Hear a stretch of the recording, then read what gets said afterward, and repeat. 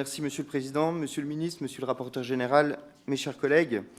Avec l'intensité de la saison des feux 2022, terme de moins en moins adapté au regard de l'extension temporelle du risque incendie, les crédits de la sécurité civile ont largement été mis à contribution. Je tiens à rappeler ici que les crédits du programme 161 dont je suis le rapporteur, c'est-à-dire les crédits de l'État, ne représentent qu'une petite part des dépenses de sécurité civile, la majorité de ces dépenses étant portée par les SDIS. Ainsi, partant de 568 millions d'euros prévus en loi de finances initiale, l'exécution du programme sécurité civile a été portée à près de 653 millions d'euros, soit une hausse de près de 15% due principalement aux feux de forêt dévastateurs que nous avons connus. Il a en effet fallu augmenter fortement les dépenses d'entretien des moyens aériens, acheter davantage de produits retardants ou encore mobiliser 20 colonnes de renfort de plus qu'en temps normal. Ces dépenses supplémentaires n'ont pas été assez anticipées par le gouvernement, comme en témoigne l'ouverture nette de près de 40 millions d'euros en loi de finances rectificative ou le dégel total de la réserve de précaution. Et encore, le gouvernement a pu se reposer sur d'importants reports de crédits de l'année précédente, près de 70 millions d'euros, ainsi qu'une sous-exécution substantielle des crédits liés à la lutte contre la pandémie de Covid-19. Le niveau très élevé de consommation de crédit, 96,6%, témoigne par ailleurs de l'absence de marge de manœuvre budgétaire dont nous disposions. Sur ce sujet, en 2021 déjà, la Cour des comptes alertait sur le risque d'un programme budgétaire particulièrement rigide, alors même que la vocation du programme est de gérer des crises qui sont donc par nature imprévisibles.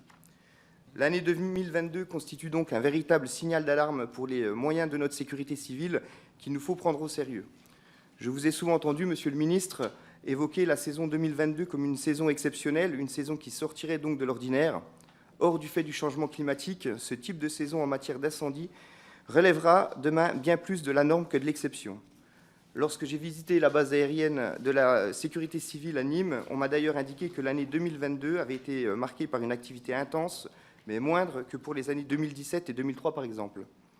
J'ajouterai que cette saison 2022 aurait pu et dû être mieux anticipée. En effet, dès 2010, un rapport de la mission interministérielle indiquait déjà qu'une augmentation de 30% des surfaces sensibles se traduirait par une augmentation des coûts d'au moins 20% d'ici 2040. La mission recommandait notamment d'adapter le dimensionnement de la flotte à une extension du risque sur le territoire national. Si je salue vos annonces de renouvellement de la flotte de Canadair ainsi que des hélicoptères de la sécurité civile, je regrette néanmoins que des efforts d'investissement n'aient pas été réalisés plus tôt et que nous nous retrouvions désormais au pied du mur. J'ai pourtant constaté que les rapporteurs spéciaux qui m'ont précédé avaient eux aussi alerté sur le vieillissement de la flotte, le surcoût en matière de maintenance en conditions opérationnelles ou encore le non-respect du contrat opérationnel pour les hélicoptères. Du fait des délais de livraison, les moyens aériens de la sécurité civile n'augmenteront donc pas avant plusieurs années, 2027-2028 probablement, et nos forces de sécurité civile vont donc devoir faire face à une extension géographique et une intensification du risque incendie avec des moyens insuffisants. Cette exécution budgétaire 2022 doit constituer un tournant en matière de budget de la sécurité civile. Nous devons mieux anticiper. J'ai donc plusieurs questions pour vous, Monsieur le Ministre, questions que je n'ai pas pu poser dans le cadre du PLF. Au-delà des investissements annoncés, avez-vous prévu d'augmenter le budget général de fonctionnement de la sécurité civile en conséquence ? Pour ce qui est de la flotte aérienne, au-delà du renouvellement des Canadair, envisagez-vous l'achat d'hélicoptères lourds bombardiers d'eau, hélicoptères qui sont régulièrement loués ou réquisitionnés par la DGS-CGC, mais aussi par de nombreuses DIS. Ne serait-il pas judicieux de procéder à l'achat de ce type d'aéronef ? Je tiens à saluer le renouvellement de la flotte d'hélicoptères EC-145 de la sécurité civile. Cependant, on m'a alerté sur l'état très détérioré de certaines bases. Un plan d'investissement et de rénovation est-il prévu ?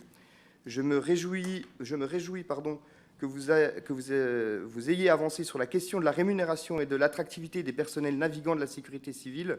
Allez-vous faire de même pour les techniciens chargés de la maintenance en conditions opérationnelles ? J'ai visité le groupement d'hélicoptères de la sécurité civile et j'ai été très surpris de constater que 5 lignes de visite seulement soient opérationnelles du fait d'un manque de personnel, alors qu'il en existe 6, et que les ETP ont été accordés pour une 7e dans le cadre de la LOPMI. Enfin, sur les indicateurs de performance du programme 161, comme je l'ai indiqué dans la note d'exécution, l'indicateur efficacité du dispositif de protection des forêts est aujourd'hui caduc, puisqu'il se limite aux seuls incendies survenus dans les départements méditerranéens. Celui sur la disponibilité des moyens aériens est différent pour les avions et les hélicoptères et ne permet pas de distinguer entre une indisponibilité résultant d'une surutilisation de celle découlant d'une indisponibilité mécanique ou accidentelle. Aussi, une mise à jour de ces indicateurs utiles à la représentation nationale est-elle à l'ordre du jour? Je vous remercie pour votre attention. Merci.